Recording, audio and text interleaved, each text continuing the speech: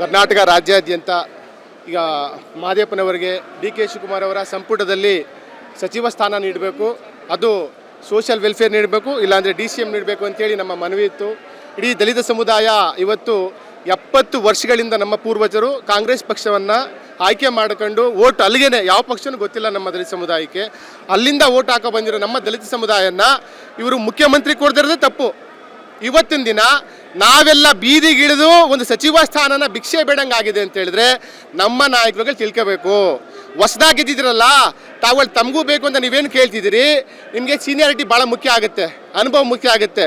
ಹಾಗಾಗಿ ನೀವೇ ಕುತ್ಕೊಂಡು ಮಾತಾಡ್ಕೊಂಡು ಮಹದೇವಪ್ಪ ಅವರನ್ನ ಸಮಾಜ ಕಲ್ಯಾಣ ಇಲಾಖೆ ಸಚಿವನಾಗೇ ಮಾಡಬೇಕು. ಯಾಕೆಂದರೆ ಕೆಲವೊಂದು ಕೆಲಸಗಳು ಬಾಕಿ ಇದೆ ಅಲ್ಲಿ.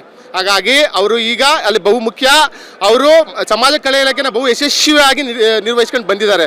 ಉದಾಹರಣೆಗೆ ಎಲ್ಲ ಸರ್ಕಾರಿ ಕಚೇರಿಗಳಲ್ಲೂ ಅಂಬೇಡ್ಕರ್ ಇದು ಸಂವಿಧಾನ ಪ್ರಿಯಂಬಲ್ನ ಇಡುವಂಥದ್ದು, ಮತ್ತು ಬೀದರಿಂದ ಕರ್ನಾಟಕದವರೆಗೂ ಮಾನವ ಸರಪಳಿ ನಿರ್ಮಿಸುವಂಥದ್ದು, ಮತ್ತು ಅಂಬೇಡ್ಕರ್ ರಥನ ಇಡೀ ಕರ್ನಾಟಕ ರಾಜ್ಯಾದ್ಯಂತ ಅಂಬೇಡ್ಕರ್ ತೇರ್ನ ಕಳಿಸಿದಂಥ ಕೆಲಸಗಳನ್ನು ಮಾಡಿ ಒಂದಷ್ಟು ವಿದ್ಯಾರ್ಥಿಗಳಿಗೆ, ಉನ್ನತ ಶಿಕ್ಷಣ ವಿದ್ಯಾರ್ಥಿಗಳಿಗೆ ಸ್ಕಾಲರ್ಶಿಪ್ ನೀಡುವಂಥ ಸಮಾಜ ಕಲ್ಯಾಣ ಇಲಾಖೆ ವತಿಯಿಂದ ಕೆಲಸಗಳನ್ನು ಮಾಡಿರೋಂಥ ಮಹದೇವಪ್ಪನವ್ರನ್ನ ನೀವು ಡಿ ಕೆ ಶಿವಕುಮಾರ್ ಸಂಪುಟದಲ್ಲಿ ನಮಗೆ ಸೋಷಿಯಲ್ ವೆಲ್ಫೇರ್ ಮಿನಿಸ್ಟರ್ನಾಗಿ ಮಾಡಬೇಕಂತೇಳಿ ನಮ್ಮ ಎಲ್ಲ ದಲಿತ ಸಂಘಟನೆಗಳ ಒತ್ತಾಯವಾಗಿದೆ.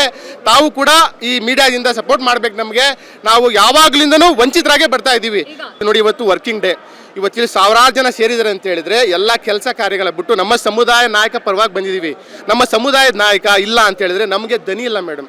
ಉದಾಹರಣೆಗೆ ಮೈಸೂರು ಜಿಲ್ಲೆ ಭಾಗದಲ್ಲಿ ದಲಿತರ ಧ್ವನಿ ಗಟ್ಟಿ ಧ್ವನಿಯಾಗಿ ಎಲ್ಲ ಆರ್ಥಿಕತೆಯಾಗಿ ಮತ್ತೊಂದು ಮಾಡ್ಕೊಂಡು ಬಂದಿರೋಂಥ ಮಹದೇವಪ್ಪನೇ ಇಲ್ಲ ಅಂತ ಹೇಳಿದ್ರೆ ನಾವೆಲ್ಲ ತಬಲಿ ಆಗ್ತೀವಿ ಮೇಡಮ್. ನಾವೆಲ್ಲ ತಬಲಿ ಆದರೆ ಇವತ್ತಲ್ಲ ನಾಳೆ ಕಾಂಗ್ರೆಸ್ಸನ್ನು ತಬಲಿ ಮಾಡ್ತೀವಿ ಅಂತೇಳಿ ನಿಮ್ಮ ಮೂಲಕ ಹೇಳಕ್ಕೆ ಬಯಸ್ತೀವಿ ಮೇಡಮ್.